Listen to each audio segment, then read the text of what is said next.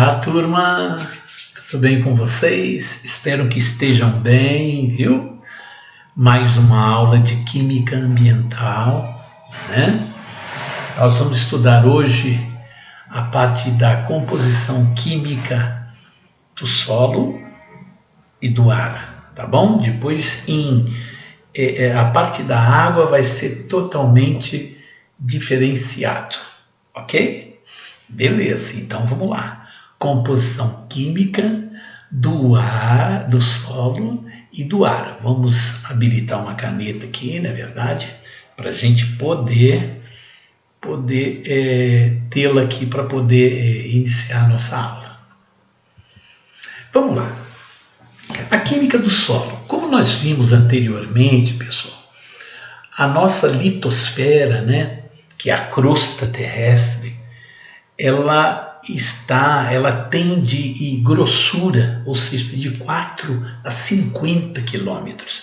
É lógico que a litosfera, ao nível lá no mar, ou seja, o solo do mar, ela tem uma distância menor, né, de espessura, porque a outra parte é coberta por água, tá certo? O nosso solo, pessoal, é a parte mais importante e ele vive simultaneamente em contato com quem? Com as águas e com os gases da atmosfera, que são componentes-chave, né? Que eu falo para você, o componente-chave desses ciclos que a gente chama de biogeoquímicos, o que? Vida, terra e fenômenos químicos, ou seja, esse ciclo de reações. É lógico que o solo, sendo a parte mais importante dessa geosfera, né, para os seres humanos, o que ele consta? Ele é uma mistura de quê? De minerais, matéria orgânica, ar e água. Olha bem, o nosso solo, ele não tem só matérias sólidas, ele tem matéria líquida, onde são dissolvidas a maior parte das substâncias químicas necessárias, né?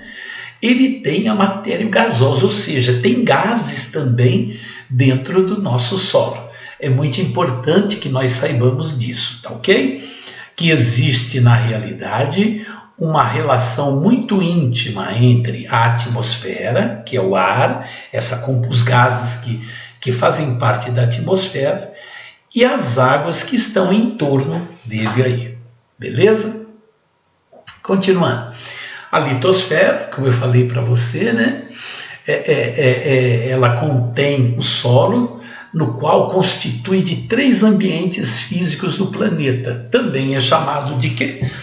Crosta terrestre. Ela é formada de solo e rochas, né, ígneas, sedimentares e metamórficas, ou seja, são todas aquelas rochas superficiais provenientes de erupções vulcânicas, né, do intemperismo, né, da variação das temperaturas do mundo, como que era ontem e hoje, as chuvas, não é verdade? Quando a gente define solo, né, é o material resultante das interações. Aqui, ó, interações de quê? Da hidrosfera, como eu falei para você, que é a parte de água, e da nossa atmosfera. Ficou bem claro? Então, a origem dos nossos solos data de milhares de anos, né? Dos intemperismos, ou seja, as mudanças climáticas que ocorreram naquela época, não é verdade? As chuvas ácidas, né? Variações de temperaturas do nosso planeta também interferem na formação desse solo da litosfera, e as rochas superficiais, que são, na realidade, todas essas erupções vulcânicas que aconteceram antigamente e até hoje acontecem em alguns países aí, né? Principalmente lá da Ásia, né? Teve agora, recentemente,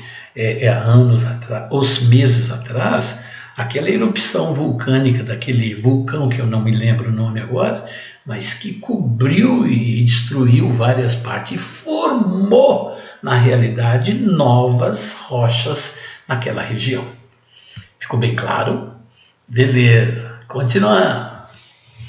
A composição do solo, pessoal, olha que interessante. O solo ele é composto de quê?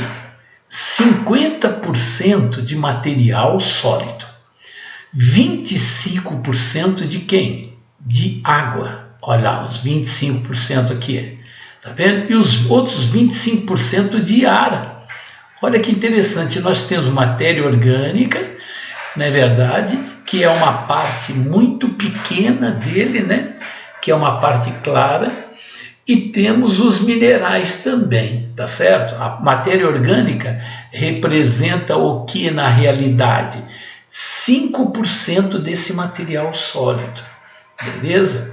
É lógico que nós temos aqui uma grande quantidade de quê? De minerais. Olha lá, minerais, nós temos cerca de 95% desses minerais, tá certo?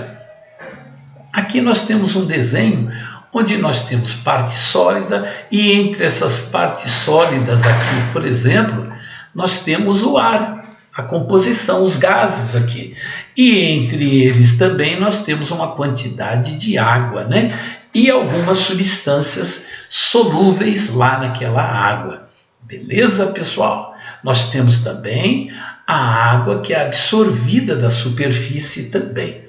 Beleza? Então, olha bem, nós temos os minerais, temos matéria orgânica, temos água, temos ar, temos uma população, ou seja, os micro-organismos que ficam nesse solo, e temos também, eu pus ar de novo aqui errado, né?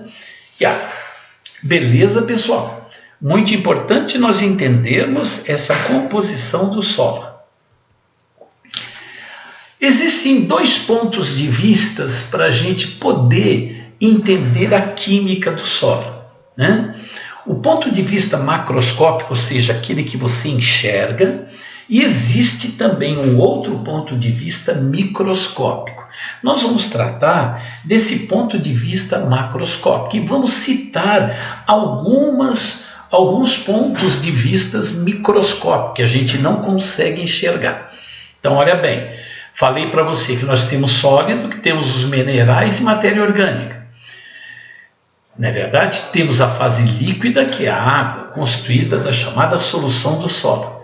E tem uma parte gasosa, que é composta pela atmosfera de oxigênio e nitrogênio. Existem outros gases, tá certo? Solo para plantio, 50%, 25% de líquido e 25% de gás. Primeiro, vamos estudar essa porção mineral, que seria uma parte de argila, né? Ou seja, daquela composição daqueles minerais existentes no solo. Muito importante. Antes de a gente ver isso, vamos ver isso aqui, quer ver? Olha bem, a composição da crosta terrestre, pessoal, está em inglês, mas eu vou falar para você. Olha quanto de oxigênio, do elemento oxigênio, que existe na crosta terrestre. Olha quanto do elemento silício que existe na crosta terrestre, o alumínio, né? O ferro, cálcio, sódio, potássio, é verdade? Magnésio. Vamos pensar nisso aqui. Então, o oxigênio é o elemento químico mais abundante na crosta terrestre. O silício também, olha, esses três aqui, olha, na realidade esses quatro. Esses quatro aqui, eles vão fazer parte, sabe de quanto da crosta? 46,6%, mais 29,5%, mais 8,2% e mais 5%. Até aqui já dá quanto, pessoal? 89%. Só esses três aqui, ó, na realidade esses quatro. O ferro, o alumínio, o silício e o oxigênio, esses quatro, eles têm cerca de 90%. Se a gente for pôr o cálcio, o sódio, o magnésio e o potássio, que são importantes aí também, nós vamos ter, olha aí, mais esse daqui, mais este, 2,8, e mais 2,6 e mais 2,1. Olha, praticamente nós vamos ter quase que 100% aqui se nós incorporarmos a essa composição quem? O cálcio, o sódio, o potássio e o magnésio. Então, olha que interessante. Nós temos traços desses aqui, mas não são importantes. É muito importante que nós saibamos os elementos mais abundantes para nós sabermos identificar o tipo de solo existente. Na verdade, é lógico que os silicatos, a maior componente, a substância, o maior mineral, o grupo de mineral mais abundante é o quê? Os silicatos, os óxidos, os carbonatos. Então são esses daqui, não é verdade? Muito importante na composição dos nossos solos. Muito bem. É lógico que os silicatos que a gente fala, vocês não entendem ainda, né, quando eu falo silicatos, são compostos, são sais, porque ele termina em ato. São sais formados pelo silício, tá certo? Na forma do SiO4. Vocês vão entender que é o íon, né? Quando ele tem carga, ele é chamado de íon. Então, olha bem, se esse elemento aqui ele tem carga, vamos lá, esse elemento aqui ele tem carga, ele é chamado de íon. Todo elemento que tem carga é íon. É lógico que na realidade, na nossa crosta terrestre, nós temos esse cara aqui. E em presença do oxigênio existente lá, ele se torna um ânion. Olha lá, um ânion. O que é um ânion? É um íon com carga o quê? Negativa. Este daqui também é um ânion, este daqui é um ânion. Então, muito importante nós interpretarmos. Porque, vamos lá, o que é íon? O íon é uma estrutura, uma espécie com carga. Ele pode ser positivo, essa carga, e pode ser negativo. Quando ele é positivo, ele é chamado, este íon é chamado de cátion. E quando ele é negativo, este íon, ele é chamado de ânion. Beleza? Muito importante, porque quando ele se transforma nisso aqui, fica fácil da planta absorver e deles ser solúveis em água. Depois a gente vai ver isso com mais facilidade. Vamos lá, nós vimos a parte sólida, a parte orgânica, que é aquela parte de material orgânico. Olha bem, mineral, ele é inorgânico. O que significa substância inorgânica? As substâncias inorgânicas, e diferencialmente do material orgânico. O material orgânico, ele é essencialmente formado por carbono e hidrogênio. E eles são facilmente degradáveis, ou seja, decomposto. Enquanto os inorgânicos, que são os minerais, são formados pelos metais. Beleza? Geralmente a gente fala assim, que material orgânico ele é formado por vegetal e animal. Nós, animais, e os vegetais são orgânicos decompostos, a porção orgânica. Enquanto que os outros minerais são chamados de materiais inorgânicos e de difícil decomposição. Beleza? Olha a imagem que nós temos dos humus, a matéria orgânica, o que sobrou aqui, né? Ela tem uma cor do solo, ela dá cor ao solo. A matéria orgânica dá cor ao solo. Se você vê uma horta, você vê que ela está escura, é porque quanto mais escura ela tem material mais orgânico, ok? Quanto mais clara ela tem composição mineral.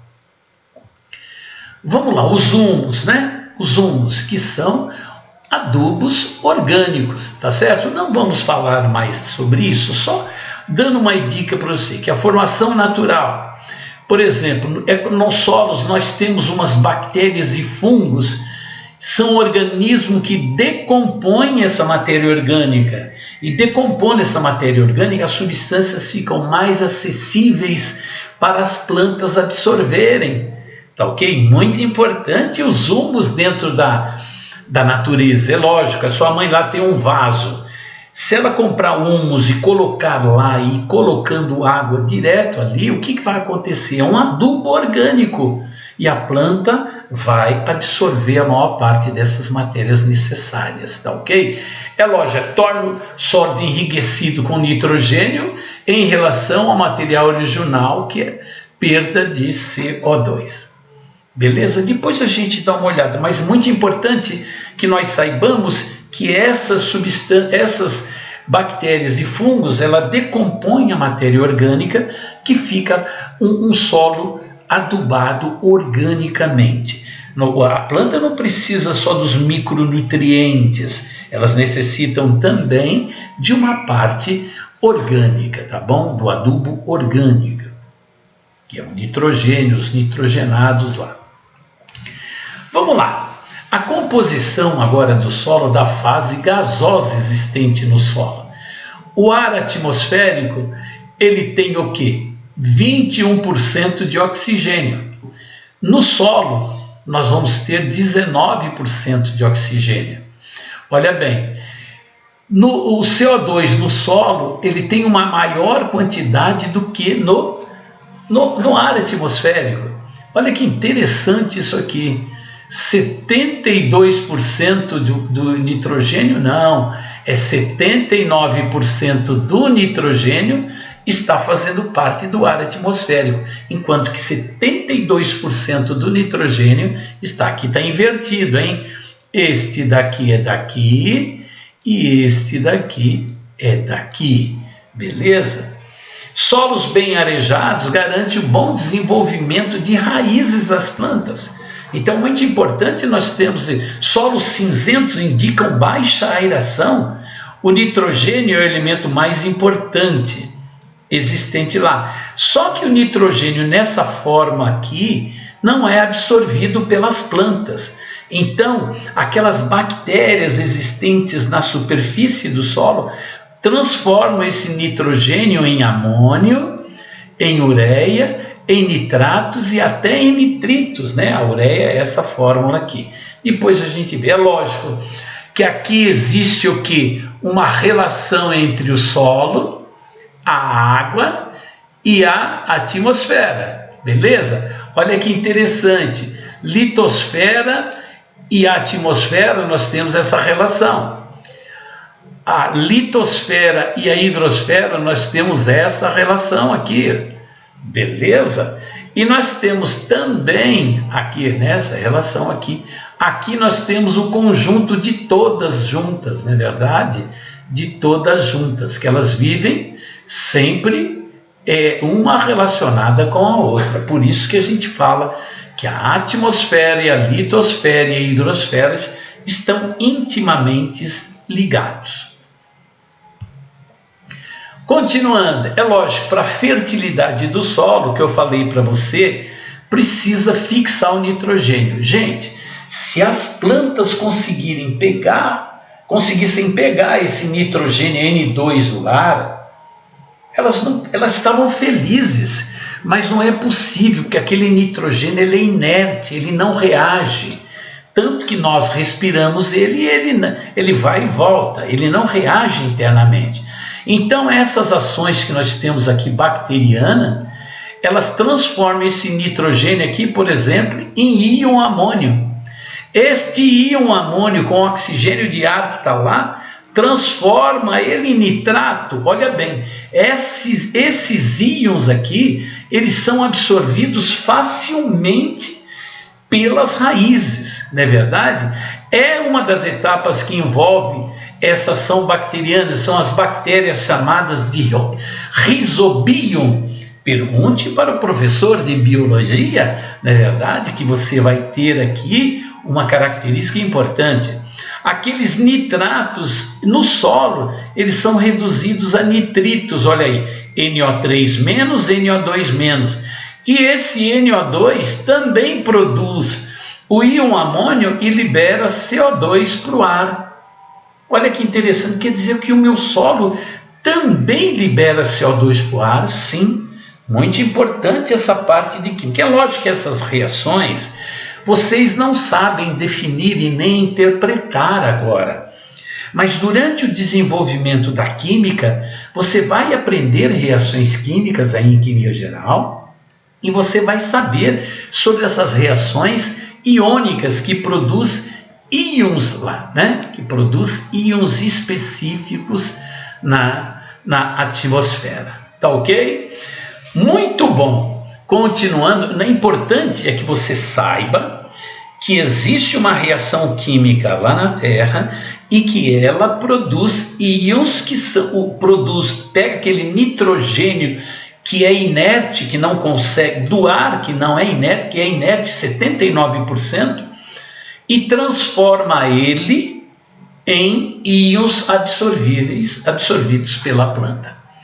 Ficou beleza, pessoal? Muito importante. Os nitratos, os nitritos e a amônia, o íon amônio, que é o NH4+, nitrito NO2-, nitrato NO3. Beleza? Muito importante esses íons para a fertilidade do solo. Vamos lá. É lógico, aqui ó, é fixado a desnitrificação. É lógico que pode também esse daqui reagir com a matéria orgânica em solos bem ácidos, não é verdade? E devolver o nitrogênio para a natureza. A atmosfera recebe continuamente nitrogênio da hidrosfera quanto da litosfera, que nós falamos, proveniente da decomposição de quem? Da matéria orgânica. Toda decomposição de matéria orgânica libera nitrogênio para a atmosfera. Olha que interessante saber, pessoal. O uso de fertilizante aumenta o aporte de espécies nitrogenadas no solo para a atmosfera e para a hidrosfera. Ainda continuando, vamos ver a fase líquida. É lógico, essa fase líquida, a água existente no solo, elas dissolvem essas substâncias, aqueles nitratos que nós falamos, aquele íon amônio que nós falamos, entendeu? Aqueles nitratos que nós falamos, são os principais íons existentes nessas soluções, na fase líquida existente lá. Dependendo dessa quantidade que existe lá, são os nutrientes importantes para a planta, né? E isso faz com que o nosso ambiente fique favorável. É lógico que essa troca iônica entre as superfícies vai existir, mas muito importante nós saber que tem sódio, potássio, amônio, cálcio, magnésio, alumínio, né? Carbonato, fosfato, sulfatos, todos esses íons, né? Nós temos aqui ânions, né? Esses daqui são os ânions, que são os íons negativos. E daqui para cá nós temos os cátions, que são os íons. Eu vou pegar aqui uma caneta, que são, aqui nós temos quem? Vou pôr aqui, ó, aqui em verde, nós temos o que a gente chama de cátions. São os cátions, né? Os cátions, que são os íons negativos, positivos, né? E aqui nós temos quem, pessoal? Vamos ver aqui, vamos ver se consigo enxergar aqui a minha. Vamos lá, vamos ver onde eu estou. Estou aonde? Vamos lá. Estou aonde? Aqui, estou aqui. Nós temos aqui então o que a gente chama de ânions, que são os íons o quê? Negativo. Muito importante. O solo, a água do solo contém todos esses nutrientes necessários para o desenvolvimento da planta. Os nutrientes aqui, pessoal, provém do solo, dissolvem na água. A importância da gente umedecer o solo. Por que você joga água na planta? Para que esses nutrientes se dissolvam e a planta absorva. Ficou bem claro? Solos argilosos, quando tem muita argila, a água é difícil de percorrer, né, percolar. Mas os solos arenosos, ela entra bastante e fica mais protegida. Os fertilizantes, muito importantes, né, são os macros e os micronutrientes existentes, né? Muito importante aqui que nós sabemos que quando você adiciona calcário, calcário na água, você diminui a toxicidade daquele alumínio e daquele manganês que existe lá, aumentando a concentração de quem? De cálcio e magnésio, que é o que forma, quando você leva o pH do solo, você elimina alumínio, ferro, manganês e você aumenta cálcio e magnésio, que é ótimo para o desenvolvimento da planta. É lógico, pessoal, nós temos aqui um dos mais importantes que nós temos aqui, vamos ver se eu consigo pegar aqui, vamos ver se eu consigo, onde eu estou, aqui. Olha bem, nós temos aqui fósforo, potássio, cálcio, magnésio, boro e nitrogênio, que são materiais orgânicos. Agora existem os fertilizantes, adubo importantes, que são o que? O NPK, nitrogênio, fósforo e potássio, muito utilizado aí na nossa agricultura. Vamos falar um pouquinho do ar agora. O ar é uma mistura de gases, pessoal, que formam a nossa atmosfera, não é verdade? Nós falamos do solo, agora vamos falar do ar. A composição do ar, então aqui, como nós vimos, 78% de quem? De nitrogênio, tá vendo aqui? 78% de quem? Do nitrogênio. Esse aqui, quem que é? É o oxigênio, 21%. 0,91 de gases nobres, olha lá, gases nobres, e 0,03 de gás carbônico. É lógico que você somar aqui, vai faltar na realidade, vai faltar 0,06%. Interessante, vamos ver. Essa falta desse 0,06%, pessoal, aqui, olha, muito importante aqui, ó, né?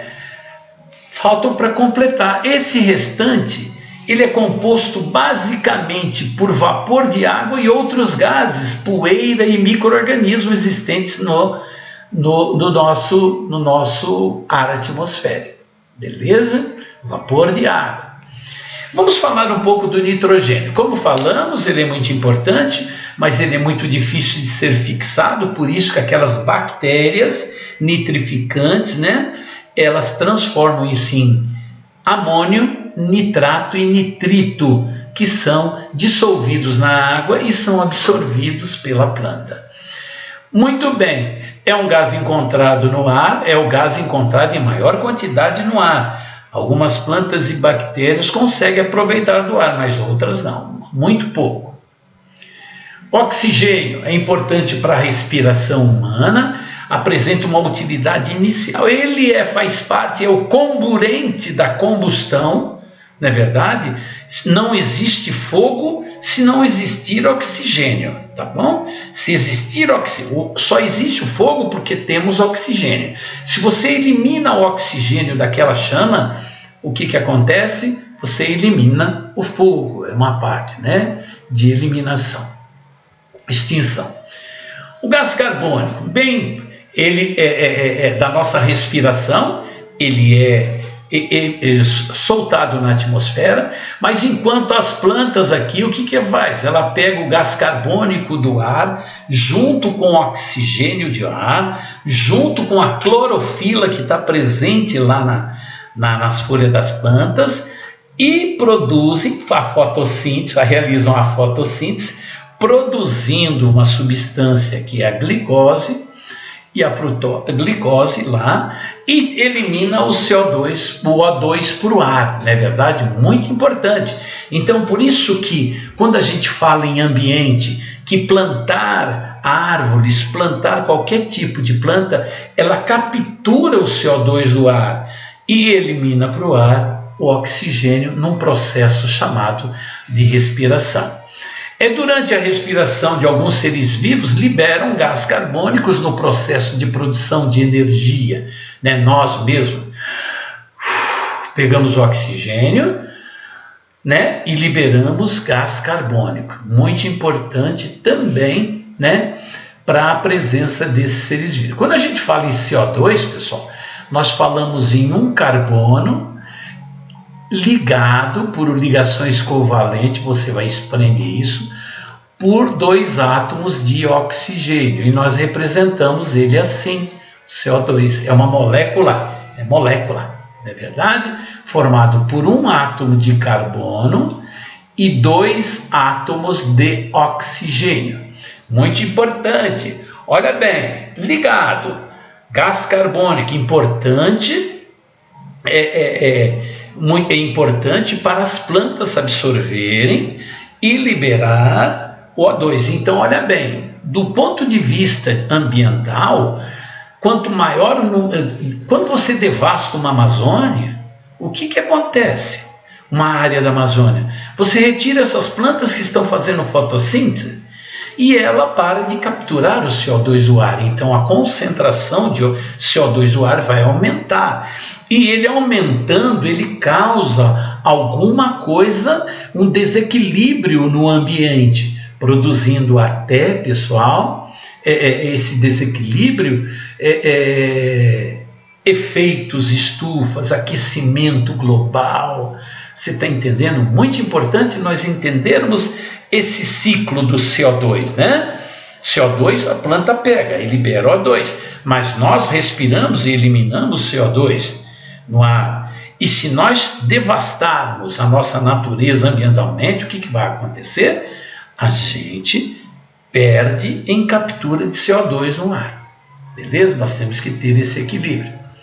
Falamos também nessa composição que existem alguns gases nobres. Por que eles são chamados de nobres? Porque eles existem primeiro em pequenas quantidades na natureza, e outra coisa importante desses gases nobres, que é hélio, neônio, argônio, criptônio, xenônio, radônio. Hélio, neônio, argônio, criptônio, xenônio, radônio. Beleza? Esses elementos químicos fazem parte lá da última coluna da tabela periódica, que é do lado direito, a coluna do lado direito. Eles não reagem pouco, o xenônio ainda reage, tem algumas reações químicas com o xenônio, mas eles são nobres porque eles têm a sua estrutura completa, toda a última camada. Eles não precisam de ninguém para estarem presentes na natureza, enquanto os outros elementos precisam reagir para poder estabilizar. Por que eles são nobres? Porque são estáveis. Mas os gases nobres principais é o hélio, radônio, argônio, xenônio e criptônio. Vamos ver, hélio, muito utilizado na onde? Na construção e formação dos balões meteorológicos. O radônio, muito utilizado na medicina. O argônio, também muito utilizado como gases específicos aí, principalmente, pessoal, em cilindros de gases para mergulho. O xenônio, também uma substância muito utilizada, né? O neônio não está aqui, pois são utilizados para gases de luz. E o criptônio também, que é um elemento dos gases principais. Alguns usos principais desses gases. Essa é a composição química, pessoal, do nosso solo e do nosso ar. Muito importante a interpretação deles, ok? Eu vou deixar para vocês, eu vou deixar algumas atividades, mas não é para serem entregues, e sim para vocês estudarem, um exercício de aprendizagem para esta aula que foi hoje, tá ok, pessoal? Então, um abraço. Não precisa se preocupar em devolver esse exercício, porque numa avaliação que nós vamos fazer, né, a avaliação desse bimestre, eu vou cobrar alguma coisa sobre isso aí. Então, você tem que saber isto, ok? Um abraço e até mais.